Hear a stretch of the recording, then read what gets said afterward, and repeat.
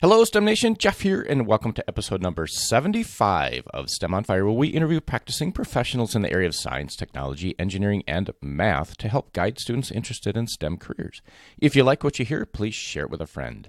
Now let's get fired up today with our guest, Liz, and I hope our chat will help ignite your passion towards a STEM career. Liz earned a Bachelor of Science in Civil Engineering from the University of Wisconsin-Platteville and has had multiple internships through college and now works for the Wisconsin Department of Transportation.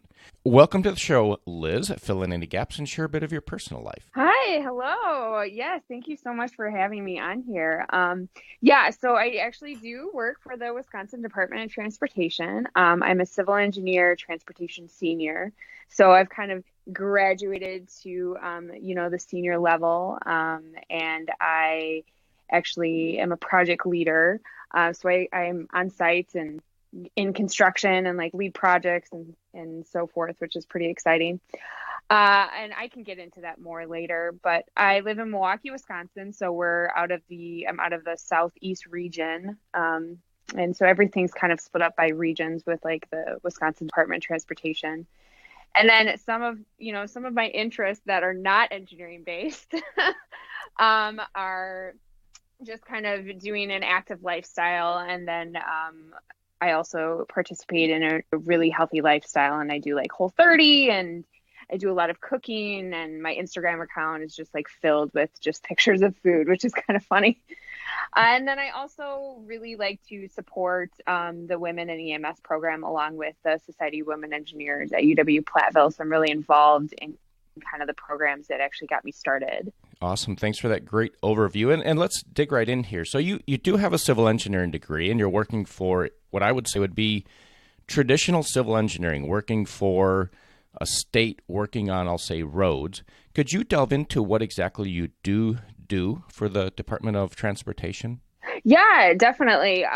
So when I first started with the Wisconsin Department of Transportation, I started as just kind of like an entry level. So when you're an entry level, you can either go kind of into design or you can go into construction. And sometimes when you get further in your career, you can actually do both. I am on the construction side, so I'm out in the field. I'm on site. I'm within the projects and kind of working with the contractors who are building the project and working with them and making sure that they're building, according to specifications, they're building it correctly and so forth. So what my position entails is I work for the backbone construction team. And that's kind of a team that we mainly do freeway work. So in Milwaukee, you have you have International Highway like 41, 45, 43. You have all these, freeways that, obviously need construction projects done on. And so we kind of take that on as part of our team. It's kind of in between what the region does. So they do more like local projects that are not like freeway based. And then there's the teams above us, which do all like the mega projects. So like the Zoo Interchange in Milwaukee, the Marquette Interchange, the Mitchell Interchange. Those are considered mega projects because they're so big and such like on a wide spectrum. So we kind of just do, the in-between, which is what I really love to do because it's not too small for me and it's not too big, which is kind of nice. So we just are kind of working with the contractors, making sure everything gets built, according to standard specifications with the DOT. The great thing about being on the freeway system is it's a little bit more fast-paced. It's a little bit more detailed. And you just kind of divulge into the whole construction experience. For me as a project leader, I'm kind of leading the project, and there's people underneath me. So there's inspectors, and then we also call them like functional leads. So you could have a person who's like considered a roadway lead. So they would be in charge of anything roadway based. And let's say you also have like bridge on the project, then you would have a structures lead who's like primarily just involved with the structure portion. And then below those leads, you have like inspectors who are mainly like on site all the time, with the contractors, making sure everything's done. And then they would kind of report back to their functional lead, as we call them, and the functional leads would report back to me. So it kind of just depends on like how big of a project you're on. Like right now, my project is in Glendale, Wisconsin, which is just north of Milwaukee, and we have a team of 5 people. So I have a couple inspectors, and then I have 2 leads, and then there's me. So, and when you graduate to project leader, you're not in the field as much, which is just so disheartening for me because I love being out in the field so much that I've like volunteered to kind of take on some contractors. So like I go out into the field and they're all like, why are you out here? Like, you don't need to be out here. And I'm like, no, this is great. I love being on the field. So there are some aspects to construction that I just can't like physically like give up, like not watching. So that's kind of funny. And a lot of people find that interesting. So Liz, it's, road construction, right? As a non-civil engineer, right? And I'm driving around and, it's always orange cone season. What is one thing that we don't know about road construction that you think would be really interesting for us to know? I think one of the main things that comes to mind, and my background is in traffic control. So I am in charge of those like orange cones that you see out there. And I just have such a passion for traffic control, as we call it. So that's kind of just dealing with like whenever you come up to a project and you're seeing the orange signs and you're seeing all the cones and stuff like that, I'm in charge of the contractor who's like in charge of all of that and making sure that the road work ahead signs, that those get placed in like the proper area, or that you have, your signs, you have the correct amount of signs and like what they're supposed to say on that and how you're supposed to tweak them to kind of fit to your field conditions. One of the main like misconceptions is you'll have a designer kind of put together a traffic control plan, and more times than not, your traffic control plan that's on paper sometimes just doesn't really work out in the field. So as a traffic lead, I constantly have to be changing the plan to kind of fit field conditions and constantly changing things to fit what drivers are doing. So a lot of people might not know that if in the plan the sign is supposed to be in this correct spot, a specific spot, and I'm like, nope, that's not going to work with how people are like viewing it, or if it's like around a curve, like I'm not gonna install that there, so I would change it in order to fit with the public, basically. So Liz, for the drivers driving around in Wisconsin, for those listening in Wisconsin, would you mind providing your phone number so we can contact you directly when we run across a sign that's not placed correctly? Yeah. I don't know about that, but no, maybe just on my projects. Yeah, there we go. But I mean, the other thing with that is when we restrict lanes. So when we call them like lane closures. When some people are like driving at night, and, it says like left lane close ahead or whatever. There are some times where people are driving through that and they don't see anyone working. And they just automatically think, oh, I can't believe this closure's up. I can't believe I don't see anyone working. That is something that I get asked all the time. And to answer that point is, you don't know if we're letting something sit to kind of gain strength. So let's say you see a closure up and you're like, I can't believe no one's working.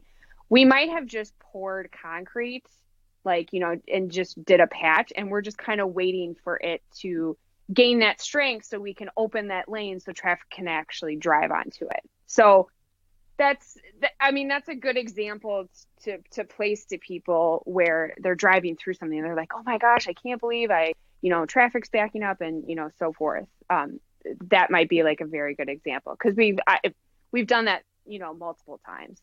All right. Liz, and we're going to transition into something that really has you fired up in the area of construction, road design, civil engineering, or just anything in general. That's a great transition because the one thing that I'm super fired up about is traffic control. So I'm pretty sure I didn't wake up this morning thinking, man, I just want to think about traffic control. that's all I want to think about. Yes, I know. Yeah, when I first started with the DOT, I never thought that I would just get so excited about traffic control. It's a tough job to do. A lot of people don't like doing it. A lot of people don't like being the traffic lead on a specific project because you are constantly changing things. You're constantly adapting to traffic, adapting to your surroundings, adapting to how people adjust to things. And it's just, for me, it's fantastic because it's a challenge every day when you're dealing with traffic control. And it's a lot of communication. It's a lot of knowing the correct people to talk to. Let's say you have a car accident in your work zone. Something happened, someone was distracted, they didn't see all the orange signs, or, you had something out of place. I'm not saying that the public doesn't react well, but sometimes we make mistake as well too. So if there's an accident in your work zone, like, you have to know the proper protocol to go through to kind of connect with the right people, to make sure that your work zone is safe, to work with, sheriffs or police to make sure that that's taken care of.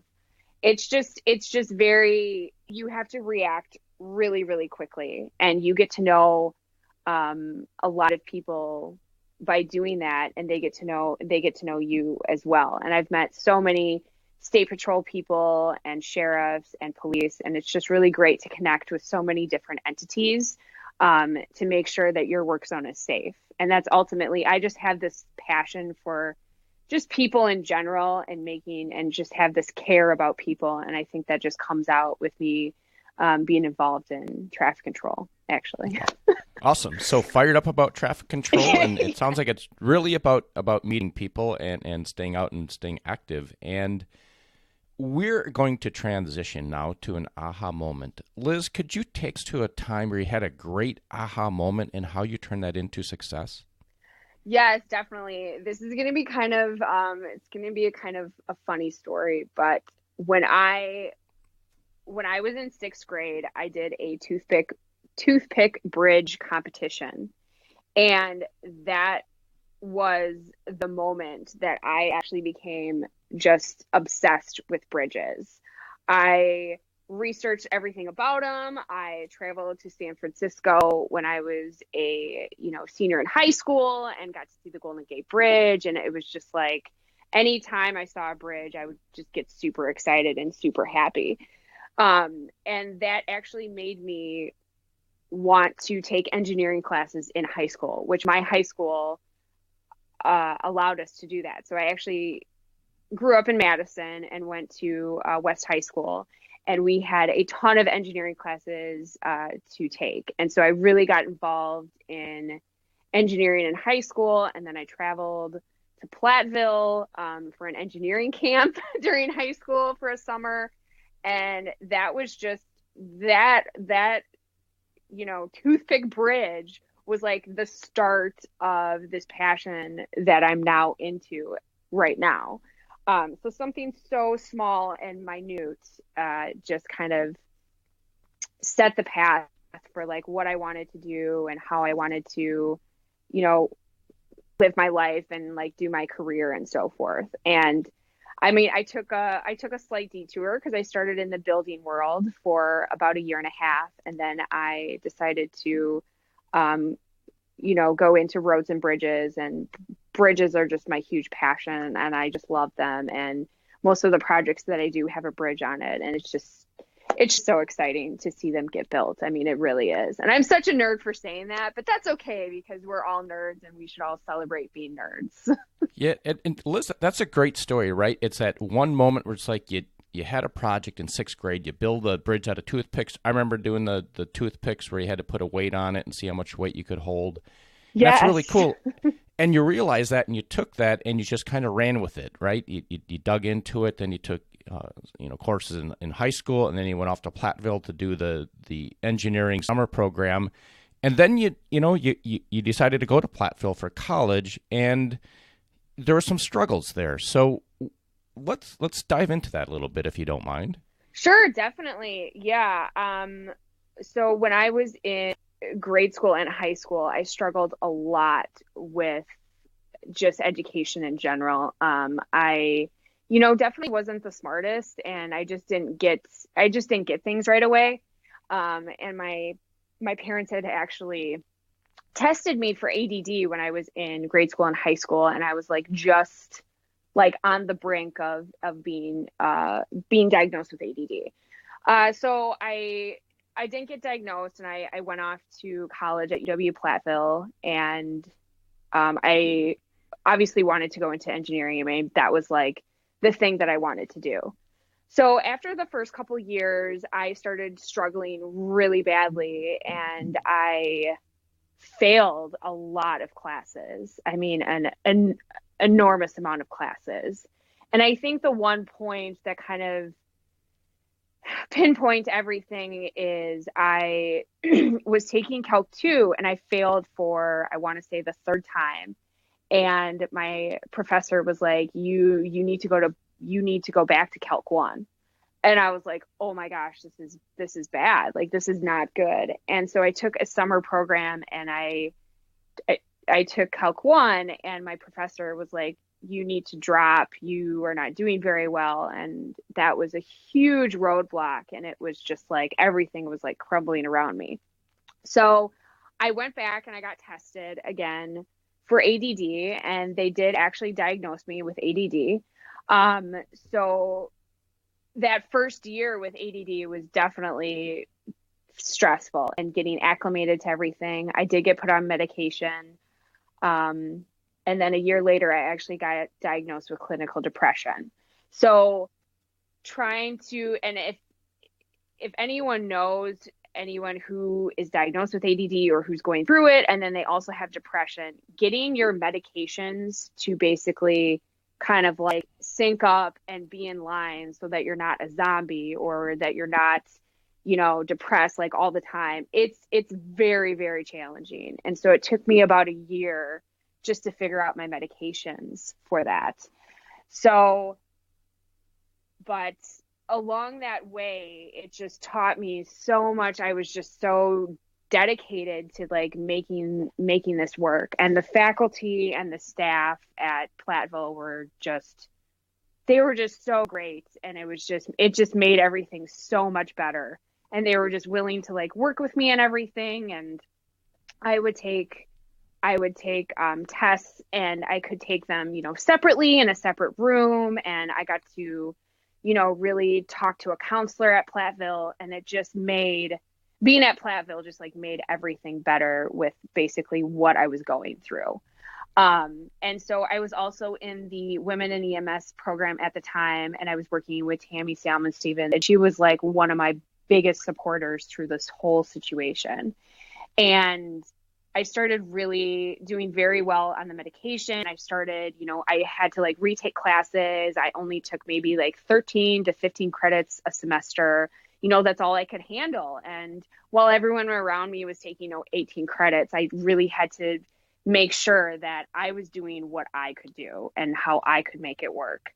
And then I think one of the greatest moments of my life was being accepted into the civil engineering program, which for some people, that's extremely easy. But for me, it was extremely difficult. You had to be accepted into either if you were in mechanical engineering, you had to be accepted into that program. And I remember Tammy coming to me, and she said the whole board sat down and basically discussed you and deliberated on you. And they were like, yeah, we should give her a chance. We should let her, prove to us that she can do this.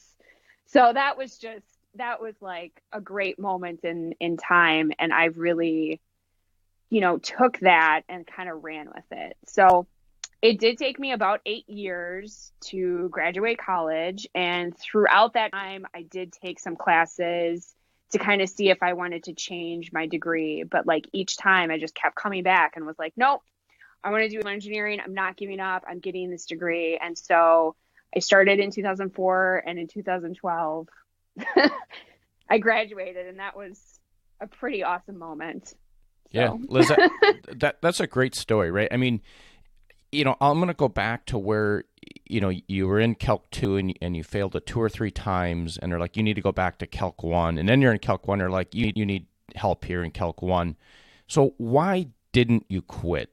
Was it, I'm not even, why didn't you just quit at that point? I am just literally not a quitter.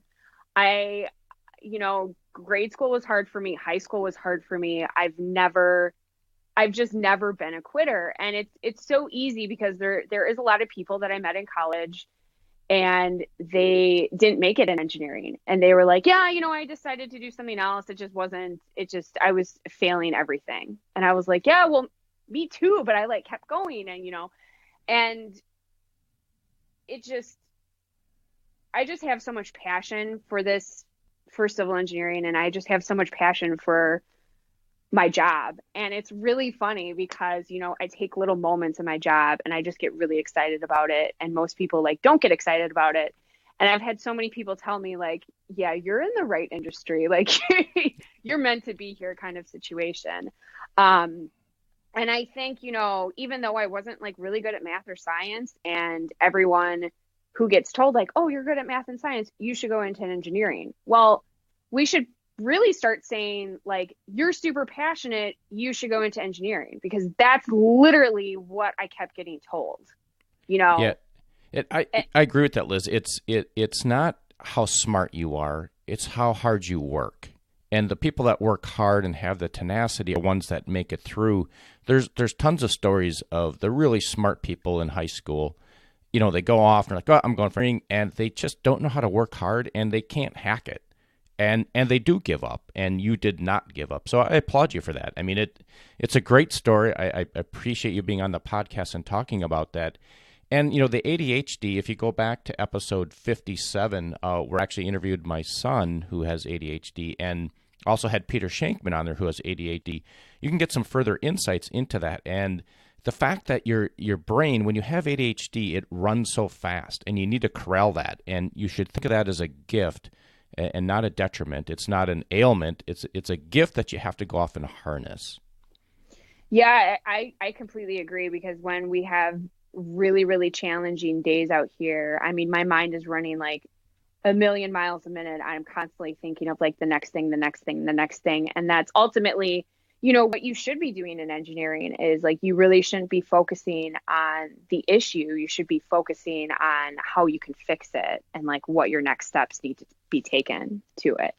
And, a lot of people don't like talking about mental illness, and a lot of people don't want to talk about it, or it's, taboo, and you shouldn't talk about it because it, negatively affects you in some way. And it's like, no, I mean, I talk about it all the time. I talk to as many people as I possibly can about it. I'm not on medication right now, which is great. You can progress to a point where you don't have to take medication for it. I mean, you still have it, but you just don't need it at that time. And so I think people should really, take that on as like a challenge. Like, this is what I was dealt with. These are the cards that I was dealt. How am I going to harness this and use it to like make myself better? Yeah. And I'll say that when you go get help, when you go seek help, don't think of it as, oh, this is not good. If you look at all the successful people in the world, almost all of them have coaches in multiple areas of their life. And you can think when you go in to get help, as that's your coach.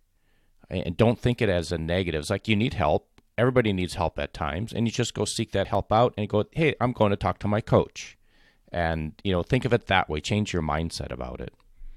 Oh, yeah, I completely agree. I think going to talk to someone is fantastic. I mean, my counselor at Platteville was amazing, and I'm so glad I found her, and I'm so glad I kept up with it. Even when I started being like really successful in school and, not failing classes anymore, I still went to her until the day I graduated. So Yeah. I think it's fantastic. I almost wish they would change it from like counselor to coach, because that Yeah. coach sounds cool. You're not going to, basketball counseling, right? You're going to talk to the basketball coach, right? So, Right, exactly. so, all right, Liz, anything else you want to add that before we move on? Oh, no, I think that's a perfect end to it. All right. So we're gonna kind of change it up here a little bit, and we're just gonna ask for what is the best advice you've ever received along the way? Oh, sure. So one of the best things anyone could have ever told me is, especially going into construction, is always respect everyone in the field, no matter their title. This can be true in every engineering field. So everyone on site or at the factory or in an office building brings something to the table and makes the job or project successful. So having a degree definitely sets you apart, but don't knock others in the field who don't have a degree. And I've seen a lot of engineers come out and think they're, hot stuff and that they know what they're doing. And then the 30-year-old or the, 60-year-old operator or laborer, this young engineer is trying to tell them what to do. They've been in the field longer than you. They have been around stuff. If you respect them and you ask questions or ask opinions, they are going to respect you so much better, and you're going to have a successful interaction, and which is going to make the project successful. Yeah, that's awesome advice, Liz. It doesn't matter what field of engineering you're in. Manufacturing is another area where that probably comes into play, where you've got people that have been working on the production line for years and years and years and have all this knowledge. And if you try to come in and just tell them what to do, they're going to shut down. It's like you really want to go in there and ask them, hey, what do you think we should do? And ask their advice. And that's going to go a long way. It's going to make your life smoother, and you're going to get so much better insights and be able to create a better outcome, a better result. So thanks for that, Liz. That's great advice. Yeah. And we're going to wrap it up here, Liz. And I'm going to ask you, though, for one piece of parting guidance for STEM Nation, and then we will say goodbye. Sure. Always travel. Welcome change. Take chances, and you will never regret the experiences you took advantage of. So always keep that in the back of your mind. All right, Liz. And with that, we will say goodbye. Awesome. Thanks, guys. I hope you enjoyed our chat today with Liz. Head over to STEMonfire.com, subscribe to the email list to keep up with the latest happenings, and be sure to subscribe to the podcast on your favorite podcast player. And please share it with a friend. Tune in next where we could talk with Joy, who is an environmental engineer working at Nike. Until next time, I hope this chat has helped ignite your passion